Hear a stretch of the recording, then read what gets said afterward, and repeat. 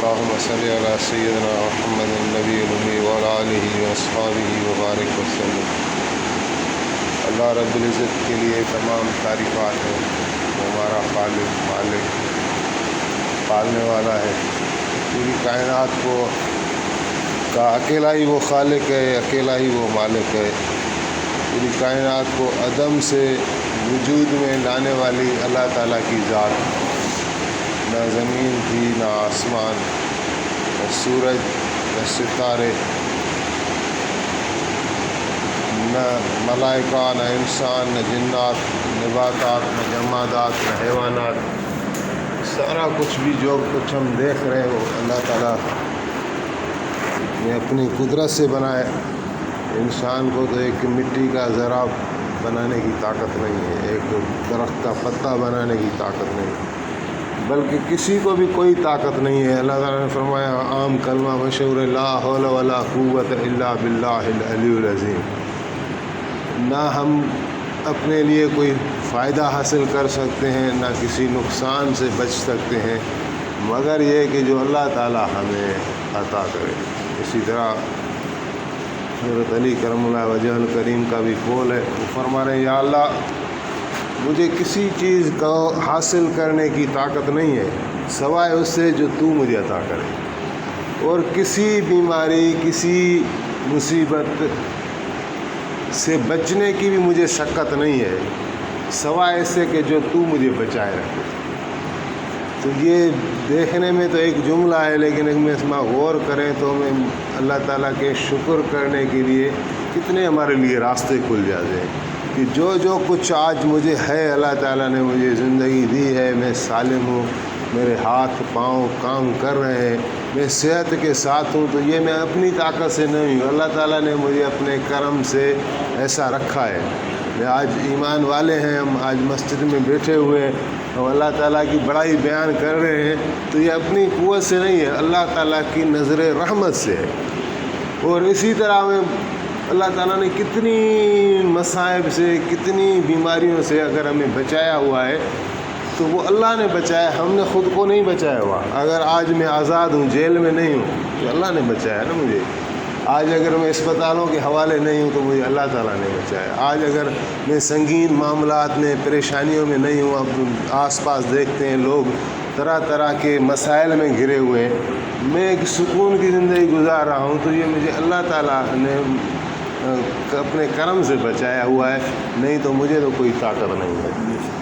جناب رسول کریم صلی اللہ علیہ وآلہ وسلم کی ذات اقدس پر درود و سلام و صلات، جن کو اللہ تعالیٰ نے آخری رسول بنا کر اس پوری انسانیت کے لیے چنا اور قرآن کریم کو نازل کیا۔ اس سے پہلی جتنی بھی شریعتیں تھیں، جو بھی آسمانی کتب تھیں، تعلیمات تھیں، وہ بھی اللہ تعالیٰ کی طرف سے مختلف انبیاء کو بھیجی گئیں، جن میں چند ممتاز نبی ہیں، اولو العزم رسل ہیں، جیسے نوح علیہ السلام ہیں، جیسے موسیٰ علیہ السلام ہے، جیسے عیسیٰ علیہ السلام ہے، جناب ابراہیم علیہ السلام ہے۔ یہ 5 اولو العزم رسول کہلاتے ہیں، نوح علیہ السلام، ابراہیم علیہ السلام، موسیٰ علیہ السلام، عیسیٰ علیہ السلام اور جناب نبی کریم صلی اللہ علیہ وآلہ وسلم۔ تو وہ جتنے پہلے نبی گزرے یا اولو العزم رسول بھی گزرے، تو ان کی تعلیمات اپنے اپنے وقت کے لیے تھی، اپنی قوم کے لیے تھی، اور پوری انسانیت کے لیے، ہر زمانے کے لیے نہیں تھی، بلکہ انہوں نے اپنے اپنے زمانے میں حضور کی بشارت دی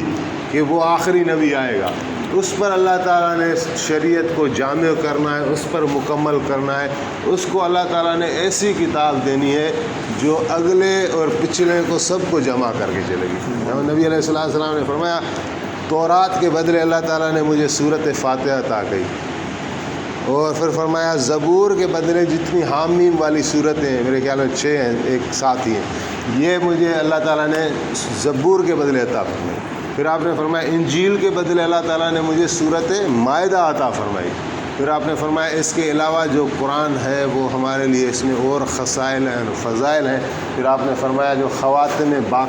بقرہ ہے، یعنی بقرہ، سورہ بقرہ کی آخری جو 2 آیات ہیں، آمن رسول بما انزل الیہ من ربہ والمؤمنون سے جو آخر تک، آپ نے فرمایا یہ عرش کے خزانوں میں ہے، یہ میرے علاوہ کسی کو نہیں ملا، اس میں ہمارے لیے یہ قرآن بھی ہے، دعا بھی ہے۔ تو اللہ تعالیٰ نے حضور کے طفیل اس امت کو بھی منتخب فرمایا کہ نبوت کا سلسلہ حضور پر ختم کر کے اس امت کو قائم مقام بنایا، اور یہ کلمے والی محنت کسی کو نہیں ملی، حضور کی اس امت کو ملی۔ یہ کلمہ بڑی قدر والا ہے، یہ نبیوں والا کام ہے، اور جو یہ کام کرے گا اللہ تعالیٰ اس کا حشر بھی انشاءاللہ نبیوں کے ساتھ کرے گا۔ تو نبی کریم صلی اللہ علیہ وآلہ وسلم کی تابع داری میں دونوں جہانوں کی کامیابی ہے، اور حضور علیہ السلام سے جو پیچھے رہ گیا وہ پیچھے رہ گیا، اور اس کے لیے ہلاکت ہے۔ لہذا یہ جو حضور علیہ السلام دین متین لائے ہیں، شریعت مطہرہ لائے ہیں، یہ اللہ تعالیٰ کی طرف سے ایک بڑا انعام ہے۔ اس کو جو ہے نا وہ بے قدری نہیں کرنی، کسی کو بھی نہیں کرنی۔ شروع میں جو آیت پڑھی اس میں کا ترجمہ یہ اللہ تعالیٰ فرما رہے ہیں کہ ایمان والو اللہ سے تقوی اختیار کرو، یا ایھا الذین آمنوا اتقوا اللہ حق تقاتی، ایسی تقوی اختیار کرو جیسے کہ تقوی کا حق ہے۔ اور پھر فرمایا ولا تموتن الا وانتم مسلمون، اور تم لوگ ہرگز مرنا نہیں، جب مرو تو فرما برداری کے عالم میں مرنا، مسلمان ہو کر مرنا۔ یہ مسلمان کی زندگی کا خلاصہ ہے تو حقیقت میں یہ زندگی جو ہماری چل رہی ہے یہ امتحان ہے، لیکن اللہ تعالیٰ نے ایک آخری الٹیمیٹم دے دیا کہ آپ زندگی چلو، آپ کی گزارنی تھی آپ کو فرما برداری میں، لمحہ لمحہ آپ کو گزارنا تھا رسول اللہ کی تابع داری میں، لیکن ابھی جو بھی جس طرح بھی آپ کی زندگی گزر گئی، ابھی آپ یہ خیال کرو کہ جب آپ مرو تو مسلمان ہو کر مرو، جب میرے پاس آؤ، کیونکہ اللہ تعالیٰ سارے گناہ ایک لمحے کے اندر معاف کر دیتا ہے۔ اگر بندہ سچے دل سے نیت سے توبہ کرے اللہ تعالیٰ سارے گناہوں کو بالکل ایسے معاف کر دیتے ہیں۔ تو یہ خیال رکھنا ہے، اور یہ خیال جو ہے وہ صحابہ کی زندگی میں بھی تھا، بلکہ صحابہ سے پہلے نبیوں کی زندگی میں یوسف علیہ السلام کی قرآن میں دعا ہے، وہ فرما رہے ہیں کہ توفنی مسلما و الحقنی بالصالحین، کہ اللہ جب مجھے موت دینا تو فرما برداری کے عالم میں دینا، اور موت کے بعد مجھے اپنے صالح بندوں میں شمار کر لینا۔ تو خالی تقویٰ کہتے کسے؟ تقویٰ خالی نماز کا نام نہیں ہے یا روزے کا بھی نام نہیں ہے، تقویٰ نام ہے بچنے کا، تقویٰ نام ہے ڈرنے کا، یعنی ہم اللہ کے احکام ادا کریں اور جتنی چیزیں اللہ تعالیٰ نے منع کی ہیں ہم وہاں سے رک جائیں۔ اگر کوئی ایک بھی میرے پاس ایسی علامت ہے کہ میں اللہ کی نافرمانی پر ارا ہوا ہوں تو میرے اندر جتنی بھی خوبیاں ہیں وہ اپنی خوبیاں ہیں، لیکن اس ایک برائی کی وجہ سے میں پھر تقویٰ والا نہیں کہلاؤں گا، کیونکہ وہ میرے اندر نافرمانی ہے۔ کیونکہ گناہ کو اگر چھوٹا سمجھ کر کیا جائے گا تو حضرت علی نے فرمایا کہ یہی تمہارے لیے گناہ کبیرہ ہے جس کو تم چھوٹا سمجھ رہے ہو، کہ بندہ یہ تو دیکھے کہ نافرمانی کس کی کر رہا ہے۔ تو لہٰذا اللہ سے تقویٰ اختیار کریں، اور ایسے واقعات سیرت پاک سے بھی ملتے ہیں۔ جب آپ نے ہجرت فرمائی تو مدینے والی زندگی میں ایک آپ کا صحابی تھا جو کافی عمر رسیدہ تھا، میرے خیال 80 سال سے اس کی زیادہ عمر تھی، حضرت عثمان بن مظعون، اس کا انتقال ہو گیا۔ تو حضور خود تدفین میں تجہیز میں آپ نے شرکت فرمائی، اور نیک شخص تھا، حضور کے صحابی تھے، تو دوسرے لوگ کہنے لگے کہ یا رسول اللہ اس کو جنت مبارک ہو، تو آپ نے فرمایا کہ نہیں، ایسے تم جلدی کسی کے لیے نہیں کہو، کہ آخرت والے معاملات بہت سنگین ہیں، یعنی آپ نے فرمایا مجھے بھی اس سے حسن ظن ہے، اللہ تعالیٰ اس کو، کیونکہ میں تمام اسلام کے احکام پورے کیے ہیں، ہجرت کیے، مجھے بھی اچھا گمان ہے اسے، لیکن آپ جھٹ سے کسی کے لیے نہیں ہم کہہ سکتے، کیونکہ جنتی ہے دوزخی ہے، پر اللہ کے معاملات ہیں۔ تو آپ نے ہمارے لیے تعلیم فرمائی۔ پھر غزوہ خیبر سے آپ واپس آ رہے تھے تو آپ کا ایک غلام آپ کے ساتھ تھا، کوئی یہودی چھپا ہوا بیٹھا تھا، تو انہوں نے حضور کے لشکر کی طرف تیر پھینکا، تو وہ آ کے اس غلام کو لگا جو حضور کا غلام تھا، تو اس سے اس کی شہادت ہو گئی۔ تو پھر لوگ کہنے لگے کہ اس کو جو ہے شہادت مبارک ہو، تو آپ علیہ السلام نے فرمایا نہیں،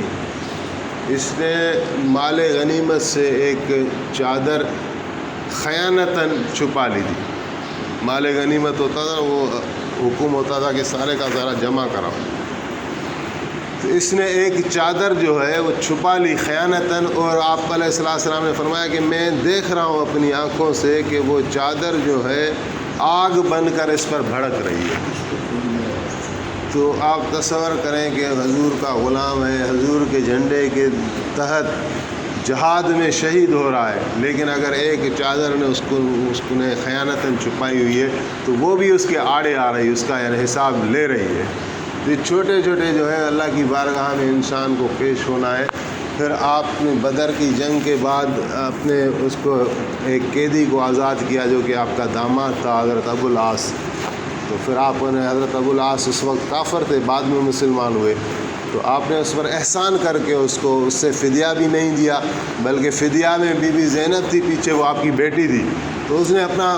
سامان بھیجا اور ہار بھی بھیجا تھا، اور ہار بی خدیجہ کا تھا۔ وہ رومال آپ کے سامنے کھولا گیا کہ زینب نے اپنا قیدی چھڑانے کے لیے یہ سامان بھیجا ہے، تو آپ نے جیسے اپنی گھر والی جو خدیجہ تھی، آپ پر بہت آپ کے ساتھ وفاداری کا سلوک تھا، تن من دھن سب کچھ آپ پر قربان کر دیا تھا، وہی ہار اس کا دیکھا تو آپ پر رکت طاری ہو گئی۔ تو اپنا صحابہ کو فرمایا کہ زینب کا قیدی ایسے چھوڑ دو، مجھے نہیں گوارا کہ یہ میں سے لے لوں، تو انہوں نے تو فوراً واپس کر دیا اور ابو العاص کو بھی جانے دیا۔ تو بعد میں لیکن اس کو کہا کہ جب تم مکے میں پہنچ جاؤ تو میری بیٹی کو بھیج دینا، مکے ہمارے پاس بھیج دینا۔ اس نے کہا ٹھیک ہے۔ تو بی بی زینب آ گئی، لیکن راستے میں کافروں نے پھر ان کو بھی اپنا انتقام لینا تھا، تو اس بی بی زینب کی طرف بھی انہوں نے تیر پھینکا تھا، جیسے وہ اونٹ سے گر کر زخمی ہو گئی تھی۔ بعد میں مدینے پہنچ گئی، لیکن اس زخم کی وجہ سے پھر بی بی صاحبہ نے انتقال کیا کچھ مہینوں یا 6 مہینے یا سال کے بعد، واللہ عالم۔ تو پھر حضور علیہ السلام نے اپنے مبارک ہاتھوں سے اپنی بیٹی کو قبر میں اتارا، تو آپ پریشان تھے، چہرہ غمگین تھا۔ پھر آپ اچانک مسکرائے، رونق آ گئی۔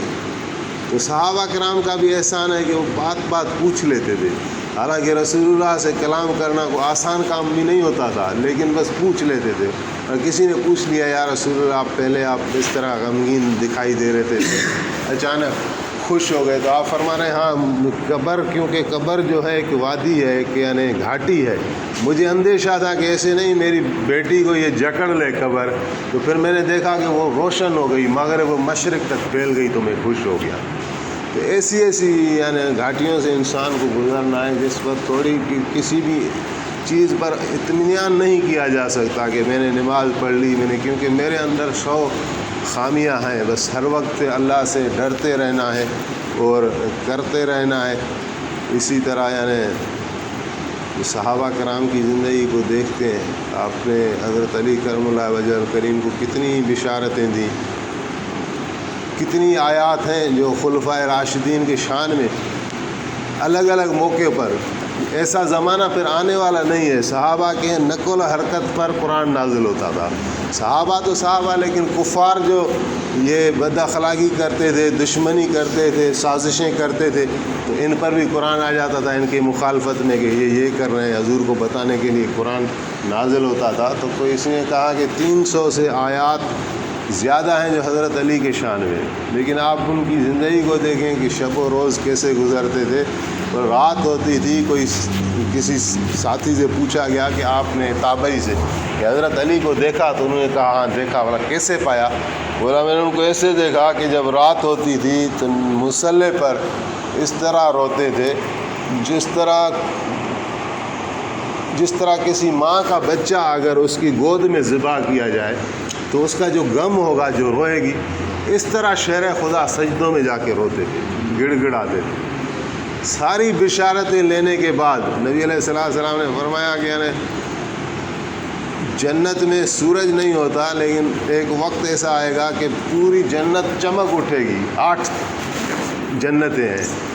تو جنتی اس چمک سے حیران ہو جائیں گے اور رضوان سے پوچھیں گے کہ جنت میں کیا ہوا، سورج نہیں ہوتا، آج سورج نکل آیا ہے۔ وہ کہیں گے کہ نہیں، جنت فردوس میں حضرت علی اور حضرت فاطمہ بیٹھے ہوئے ہیں، وہ کسی بات پر وہ مسکرائے ہیں اور ان کے مبارک دانتوں سے چمک نکلی ہے جس نے جنت کے 8 طبقوں کو چمکا دیا ہے، جگمگ جگمگ کر دیا ہے۔ تو بڑی شان والے لوگ تھے، لیکن وہ پھر بھی اللہ پاک سے ڈرتے تھے اور اپنے اعمال پر فخر نہیں کرتے تھے۔ وہ حضرت علی فرما رہے ہیں کہ میرا توشہ کم ہے، میرے پاس توشہ کم ہے، سامان کم ہے اور سفر بہت طویل ہے۔ تو حالانکہ ہر میدان میں آپ نے بشارت پائی۔ غزوہ بدر میں رسول اللہ نے فرمایا کہ مبارک ہو اس لشکر کو جس کا امیر اللہ کا رسول ہے اور جس کا سپہ سالار اللہ کا شیر ہے، یعنی علی المرتضیٰ ہے، اور جس کا جہاد اللہ تعالیٰ کی اطاعت ہے اور جس کا ثواب اللہ تعالیٰ کی رضا ہے۔ جتنے بھی بدری صحابی ہیں ان کے لیے اللہ تعالیٰ نے سرٹیفکیٹ دے دیا کہ میں ان سے راضی، یہ میرے سے راضی، اور آج سے کے بعد یہ جو کچھ کریں ان پر حساب نہیں، میں نے ان کو معاف کر دیا۔ 313 صحابہ۔ احد کے میدان میں آپ نے حضرت علی نے بشارت پائی۔ ہر میدان میں کسی یعنی صحابی کی زندگی ہم اٹھا کر دیکھ لیں گے تو ہمیں نظر آئے گا کہ ان کے شب و روز کیسے تھے، اور ان کے اعمال کیسے تھے، ان کی تقویٰ کیسے تھی۔ اور آج ہم اپنے گریبانوں میں دیکھیں تو ہم کتنے کمزور ہیں۔ تو ہمیں ہر وقت بہرحال کوشش کرنی چاہیے، اللہ تعالیٰ سے مانگنا چاہیے، اور اس کے ساتھ ساتھ کہ جیسے عرض کیا گیا کہ جو کلمے کی محنت ہے، مسلمان نے ہم نے صرف کلمہ پڑھا ہے تو یہ اپنے تک محدود نہیں رکھنا، بلکہ اس کو پھیلانا ہے۔ اس دین کے ابلاغ کے لیے نبی علیہ السلام نے اپنے صحابہ کی قربانی دی، اور جس طرح آپ نے معاذ بن جبل کو آخری بات کر کے انشاءاللہ اس کو ختم کر دیں کہ حضرت معاذ بن جبل تھا ایک صحابی، بڑے خوبصورت تھے اور بڑے حلیم تھے اور بڑے علم والے تھے۔ رسول اللہ نے فرمایا کہ علماء کا جھنڈا قیامت والے دن معاذ بن جبل کے ہاتھ میں ہوگا۔ تو آپ نے آخری دنوں میں اس کو یمن بھیجا، اور کہتے ہیں اس کی بھی وجہ ایک یہ بھی تھی کہ وہ سخی بھی بہت تھے اور اتنے لوگوں کی مدد کرتے رہے، حاجت مندوں کی، کہ قرض لے کر بھی ان کی مدد کرتے تھے تو خود قرض دار ہو گئے۔ تو حضور نے ایک شاید اس نسبت کے ساتھ بھی ان کو یمن کا گورنر کر کے بھیجا تاکہ ان کو کچھ وظیفہ بھی اس کا مقرر ہوگا تو اس کے یعنی قرض بھی ادا ہو جائیں، اور عالم بھی قرآن کا زبردست ہے تو وہاں جا کے دین لوگوں کو سکھائے۔ تو آپ کی سنت مبارکہ تھی کہ جب آپ صحابہ کو بھیجتے تھے کسی بھی اہم کام کے لیے تو چند قدم ان کی حوصلہ افزائی کے لیے ان کے ساتھ بھی جاتے تھے۔ تو معاذ بن جبل کو بھی آپ نے ساتھ لیا اور باتیں کرتے کرتے ہاتھ میں تھا، اور ان کو ہدایات کرتے رہے کچھ ضروری کہ یہ کرنا، یہ نہیں کرنا، یہ کرنا۔ تو آخری جب ٹائم آیا وہ ان کو فرمایا ابھی تم سوار ہو جاؤ، تو پھر آپ نے ایک اور بات کی جس نے معاذ کو جو ہلا دیا۔ آپ نے فرمایا کہ معاذ ابھی تم واپس آؤ گے تو ہمیں نہیں دیکھو گے، ہماری قبر کو دیکھو گے۔ تو وہ ظاہر پروانے تھے، انہوں نے پھر یہ خواہش ظاہر کی کہ یا رسول اللہ اگر ایسی بات ہے تو مجھے یہاں رکنے دیں، میں آپ کی صحبت میں رہنا چاہتا ہوں۔ آپ نے فرمایا نہیں، ان اول الناس بی یوم القیامت الذین تقوا من کانوا وحیث کانوا۔ آپ نے فرمایا تم جاؤ، قیامت والے دن میرے نزدیک وہ نہیں ہوگا جو مدینے میں ہو یا جسمانی طور میرے نزدیک۔ آپ نے فرمایا قیامت والے دن میرے نزدیک وہ ہوگا جو تقوی والا ہوگا، من کانوا وحیث کانوا، وہ کوئی بھی ہے اور کہاں بھی ہے، کتنا ہی دور ہے، لیکن اگر اس کے پاس تقوی ہے آپ نے فرمایا وہ میرے نزدیک، اور وہ کون بھی ہے، وہ سندھی ہے، وہ پنجابی ہے، وہ افریقی ہے، وہ کوئی بھی ہے، لیکن اگر تقوی ہے تو وہ میرے قریب ہوگا۔ پھر آپ نے حضرت معاذ کو روانہ کیا۔ کہنے کا مقصد ہے کہ جو دین کے ابلاغ کے لیے آپ نے صحابہ کو روانہ کیا، یہاں تک کہ ان کی شہادتوں کو آپ نے قبول فرمایا، جیسے حضرت جعفر تھے، حضرت زید تھے، کتنے محبوب آپ کے ساتھی تھے، حضرت عاصم بن ثابت تھے۔ یہ وقتاً فوقتاً اپنی اپنی جانوں کا نذرانہ دیتے گئے، تو رسول اللہ نے ان کی شہادتوں کو اسی لیے قبول کیا کہ یہ دین ہر ایک تک پہنچ جائے، ہر گورے اور کالے تک پہنچ جائے۔ اور حضور نے ان کو اتنا یعنی تربیت دے کر آپ روانہ ہوئے کہ ان میں ایک کڑھن پیدا ہو گئی اور وہ پوری دنیا میں صحابہ کرام پھیل گئے۔ تو اس کلمے کی ہمیں قدر کرنی ہے، نہ صرف اپنے